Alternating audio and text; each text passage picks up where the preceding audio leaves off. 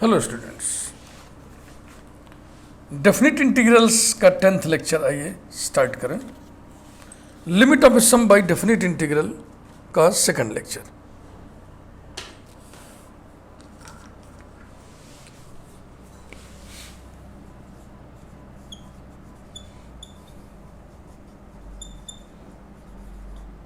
Definite integrals video number 10।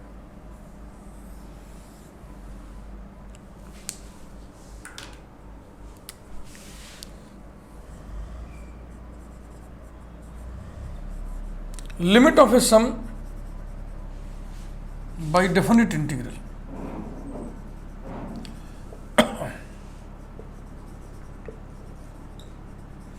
Video number 2। क्रम में continuation में एग्जाम्पल किया जाए। एग्जाम्पल 3 हम पिछले वीडियो में बता चुके थे। एग्जाम्पल 4 देखिए।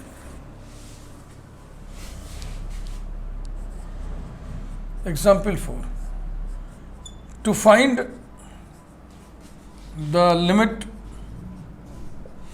of the following sum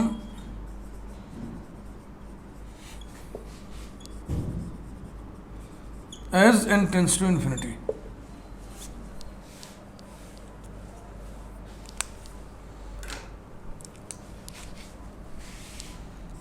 Root n upon 3 plus 4 root n whole square plus root n upon root 2 into 3 root 2 plus 4 root n whole square plus so on plus 1 upon 49n। ये है। पिछले videos में हम आपको बताए थे इस तरह के एग्जाम्पल्स में सारे टर्म्स एक ही पैटर्न में होते हैं, लेकिन पहले और आखिरी का पैटर्न बिगाड़ के लिखा रहता है, तो उसे एक ही पैटर्न में पहले लिख देना होगा। और एक ही पैटर्न में क्यों नहीं होंगे? क्योंकि इसको हम सिग्मा संकेतन में सिग्मा फॉर्म में लिखना चाहेंगे। सिग्मा फॉर्म में आप तभी लिख सकते हैं जब सारे टर्म्स एक ही पैटर्न में हो। इस सम की लिमिट को हम कुछ नोटेशन दे दें, एल फॉर लिमिट या पी लिख दे रहे हैं, कुछ भी लिख दो, कुछ लिखना है, लेमडा बीटा गामा पीटा कुछ। P equal to limit n tends to infinity given sum. तो अब पैटर्न को देखते हुए मैं लिख रहा हूं रूट एन अपॉन, ठीक, यहां पे होना चाहिए रूट 1 ब्रैकेट के बाहर, ब्रैकेट में 3 रूट 1 प्लस 4 रूट एन और फिर होल स्क्वायर मिला लो।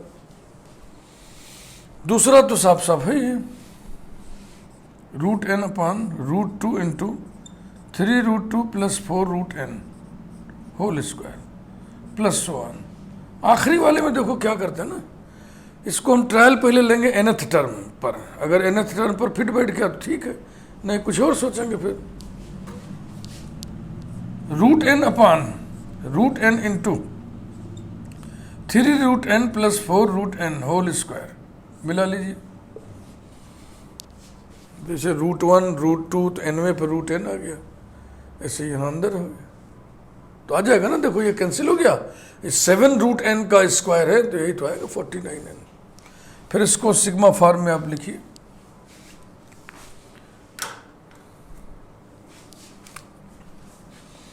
Equals to limit n tends to infinity summation root n upon, जहां बदल रहा हो जिस प्लेस पे वहां आर डाल दो। जहां सब में root n root n root n है तो आर में भी रूट एन होगा। आरएथ टर्म हम लिख रहे हैं, जनरल टर्म हम लिख रहे हैं। जनरल टर्म प्रायः एनथ टर्म लिखने की आदत आपकी पड़ी है, चूंकि इसमें एन खाली नहीं है। ऐसे स्थान पे हम जनरल टर्म लिखना होता है तो आरवां टर्म लिखते हैं, आरथ टर्म। ये हो गया root r into 3 root r plus 4 root n whole square. अब इसकी ऐसी सेटिंग करो कि r बाई एन का फंक्शन बन जाए और 1 बाई एन अलग हो जाए। तो देखो इस रूट एन को हम नीचे उतार रहे हैं। हाँ, वेरिएशन मिला लो। r की जगह पहले टर्म में 1 लिखा है और r की जगह आखिरी टर्म में n लिखा है। So r varies from 1 to n।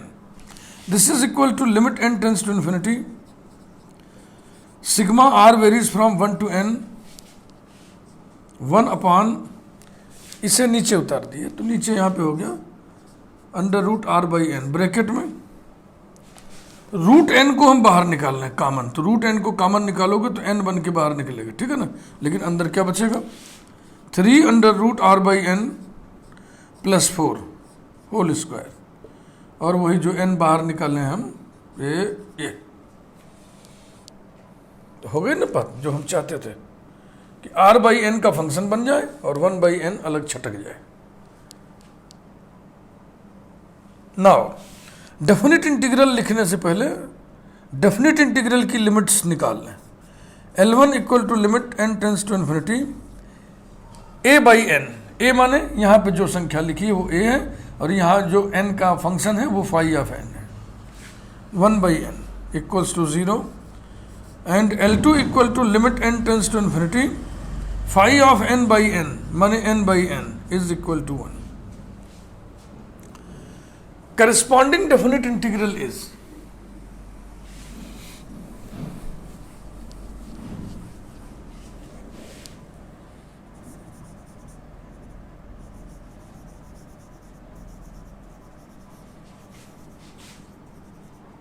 corresponding definite integral is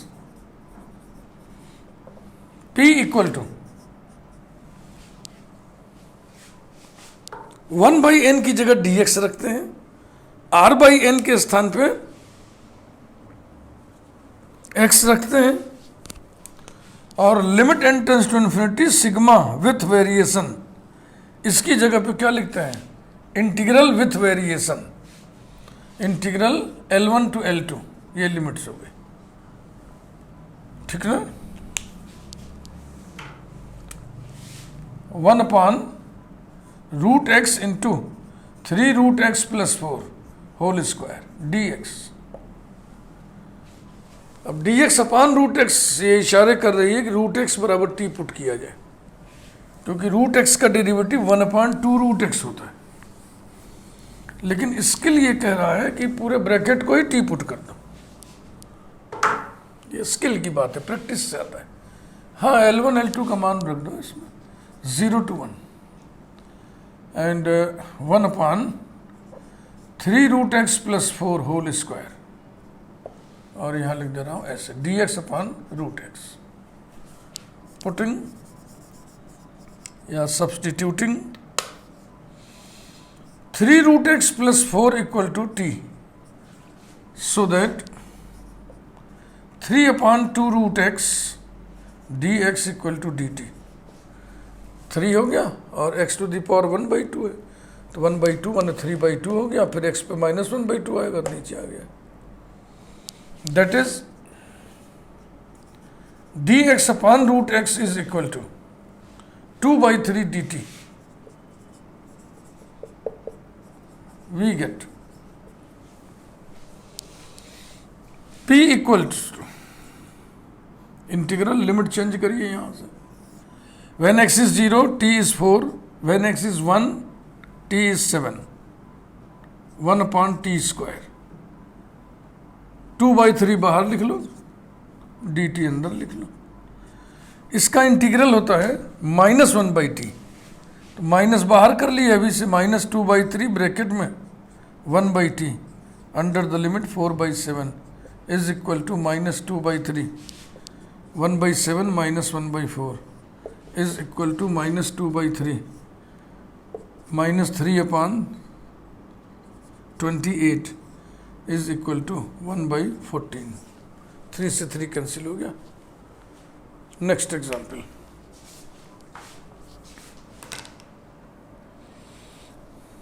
example 5।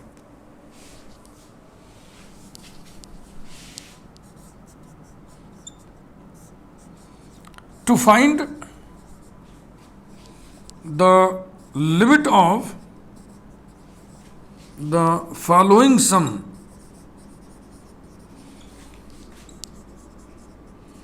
comma as n tends to infinity, colon, sum है 1 upon na plus 1 upon na plus 1 plus 1 upon na plus 2 plus so on plus 1 upon nb। है question आसान, लेकिन इसको मैं जब हमारी निगाह पड़ी इसमें तो मुझे लगा इसको हम जरूर बता देंगे, क्योंकि बच्चों को थोड़ी दिक्कत हो सकती है, क्योंकि यहाँ सब एन चल रहा, अचानक एन बी आ गया तो फिर दिमाग चकराएगा कि अरे ये क्या हो रहा है। तो मैं आपको समझा दूंगा तो आपको लगेगा अरे यही था, बहुत सरल ही था। लेट अस सी।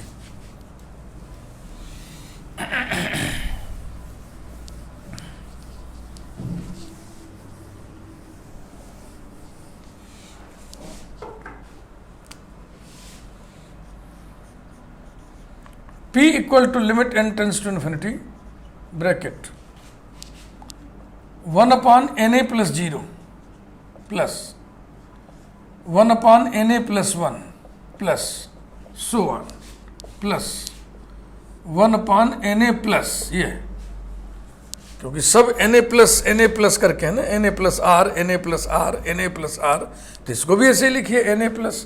अब na plus कितना लिखें, सेट कर लो, n b minus n a, बोलो ठीक है कि नहीं, एन ए कट जाएगा, एन बी आ जाएगा, बस इतनी सी बात है केवल। Equals to limit n tends to infinity sigma 1 upon n a plus r. हाँ, जहां पर परिवर्तन हो रहा है ना जिन स्थानों पे, वहां पे आर लिख देते हैं। फिर आर की जगह देखो पहले टर्म में क्या लिखा है, 0, और आर की जगह आखिरी टर्म में क्या लिखा है, n b minus n a, बस हो गई बात। This is equal to limit n tends to infinity sigma r varies from 0 to n into b minus a, और ये है 1 upon a plus r by n into 1 upon n. बोलिए, n नीचे से बाहर निकाल दिए। नाउ डेफिनेट इंटीग्रल लिखने से पहले उसकी लिमिट कैलकुलेट कर लो, या तो ऐसी मौखिक में लिख सकते हो अगर तुम्हारा अभ्यास हो जाए। L1 equal to limit n tends to infinity a by n, a की जगह क्या लिखा है 0 by n equal to limit n tends to infinity 0 by n का मान कितना होगा 0, और अब इस 0 में n बराबर इन्फिनिटी रखो चाहे पहाड़ रखो, क्या मतलब है, 0 कांस्टेंट है ना। And L2 equal to limit n tends to infinity phi of n upon n into b minus a upon n equals to limit n tends to infinity b minus a is equal to b minus a. Corresponding definite integral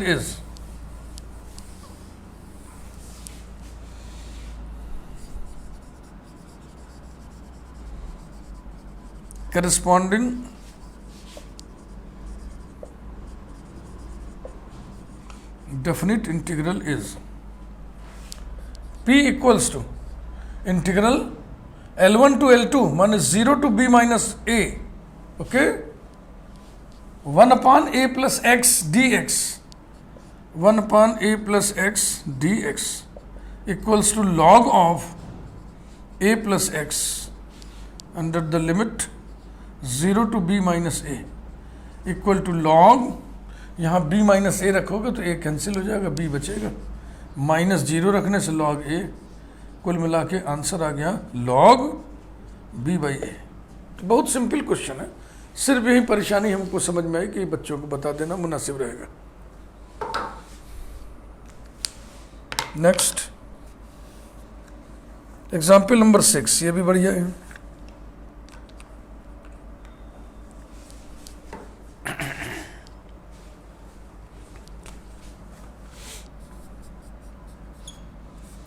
To find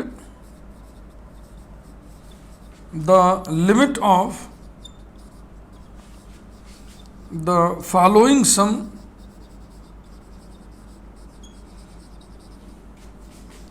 as n tends to infinity.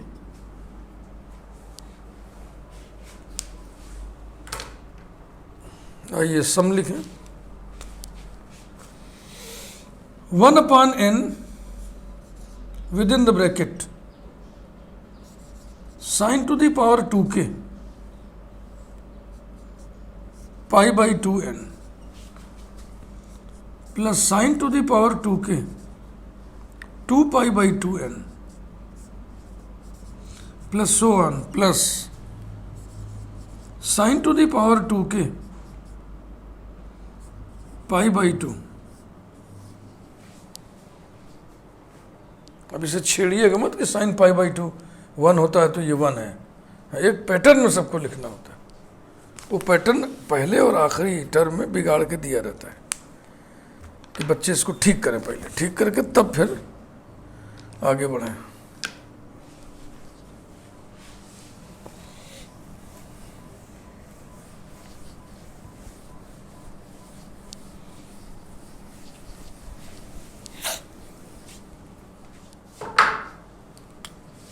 Start.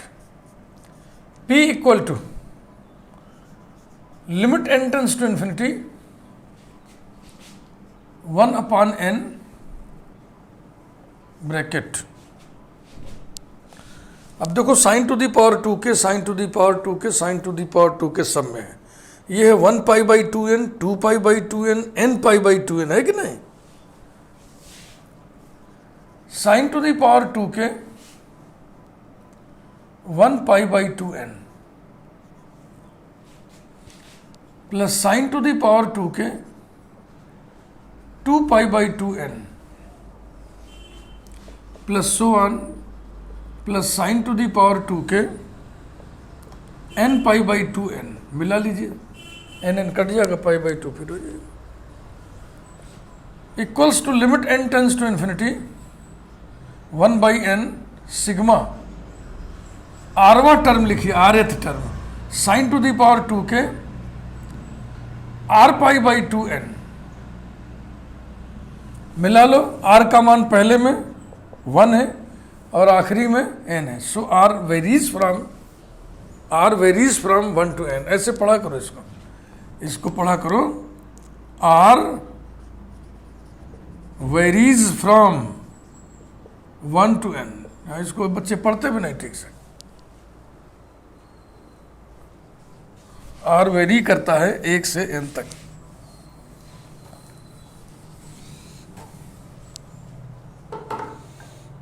बस इसमें तो कुछ ही नहीं है। 1/n को अंदर कर दें क्या? ये 1/n इस सिग्मा के अंदर जा सकता है प्रभाव क्षेत्र में। हाँ, क्यों?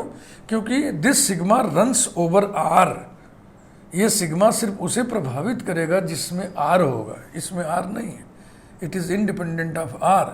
सो for this sigma this entity is invariant. ये सिग्मा के बाहर रहे चाहे भीतर रहे। Equal to limit n tends to infinity sigma r varies from 1 to n sine to the power 2k r π/2n और 1/n। सीधा सीधा हम लिख दे रहे हैं बिना कुछ तामझाम किए। इंटीग्रल 1/n की लिमिट n/n की लिमिट, 1/n की लिमिट 0, n/n की limit 1, sine to the power 2k r/n की जगह x रखना है तो जाएगा πx/2 dx। Substituting πx/2 equal to t, that is x equal to 2t/π, so that dx equal to 2/π dt। We get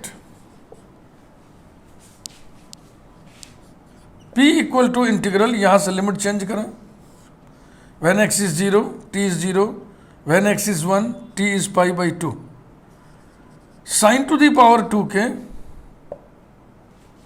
πx/2 की जगह t रखना तो जाएगा t, dx की जगह 2/π dt, तो 2/π को बाहर लिख लें, dt को अंदर लिख लें। अब हम वेलिस फार्मूला लगाएंगे, equals to 2/π into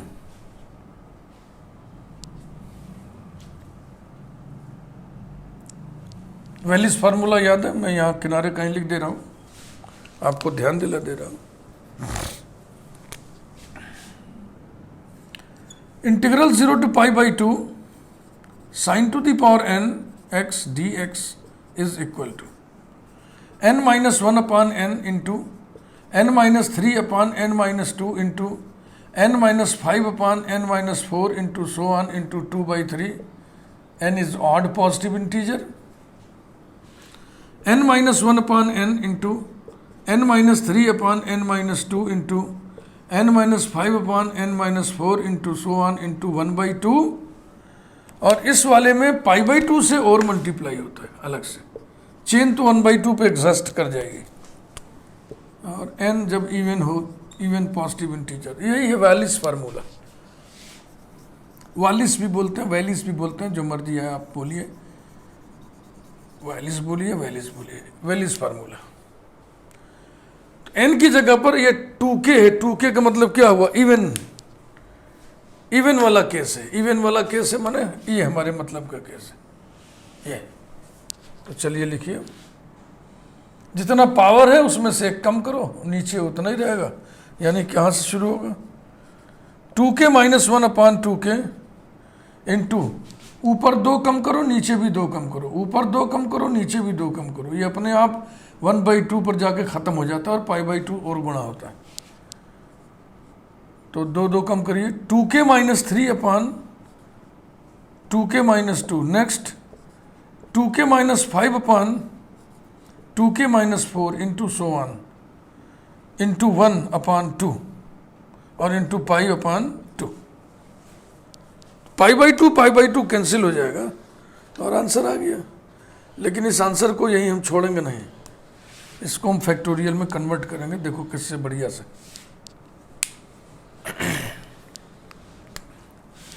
equals to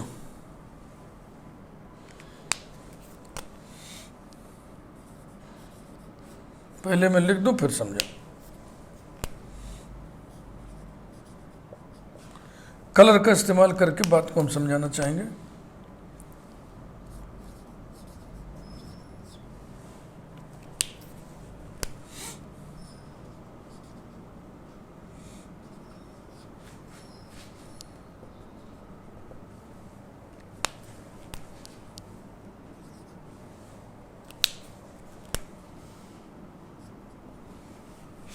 कहने का मतलब ये है कि ऊपर फैक्टोरियल बनने में कुछ कमियां थी, वो हमने हरे रंग से लिख के पूरी कर दी.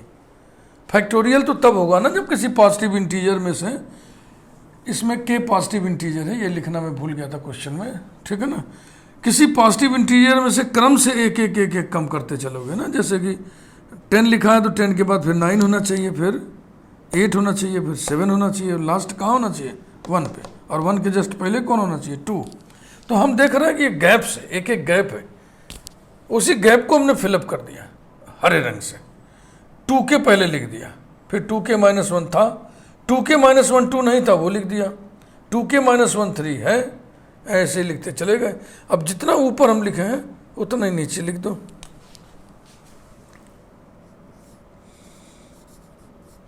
टू के into 2k minus 2 into so one into 2. Balance हो गया. अब नीचे पहले से भी तो कुछ है, जो पहले से उसको भी लिख दो भैया. 2k into 2k minus 2 into so one into 2. ये पहले से जो था वही हरे रंग में भी है. ऊपर तो हो गया फैक्टोरियल. किसका फैक्टोरियल? 2k का. और नीचे देखो हम इसको ऐसे लिख दें, 2 bracket k dot 2 bracket k minus 1 dot so on dot 2 bracket 1. बोलिए ऐसे लिख सकते हैं कि नहीं? 2 कॉमन लेते चलो सब में से, देखो. और जैसा ही है वैसा ही है, इसलिए हम सब पर स्क्वायर लगा दें. ये देखो equals two factorial of 2k upon. अब जरा अंदर देखें कुल कितने फैक्टर्स हैं ये. यहां से गिनती करो 1 2 3 4 कहां तक आ रहा है? k तक. तो टूज कितने हैं? कितने टूज हैं? दुक्कियां कितनी हैं? k दुक्कियां हैं. और सब गुणा हो रही हैं तो 2 टू दी पावर k हो जाएगा. 2 टू दी पावर k. और उसके बाद बचेगा क्या? k इंटू के माइनस 1 इंटू के minus 2 into so one into 1 factorial k. और इस पूरे पर स्क्वायर. ये आंसर हम लाएंगे. तब ये इम्प्रेसिव होगा। वहीं छोड़ दोगे तो इम्प्रेशन नहीं छूटेगा, गंदा इम्प्रेशन छूटेगा।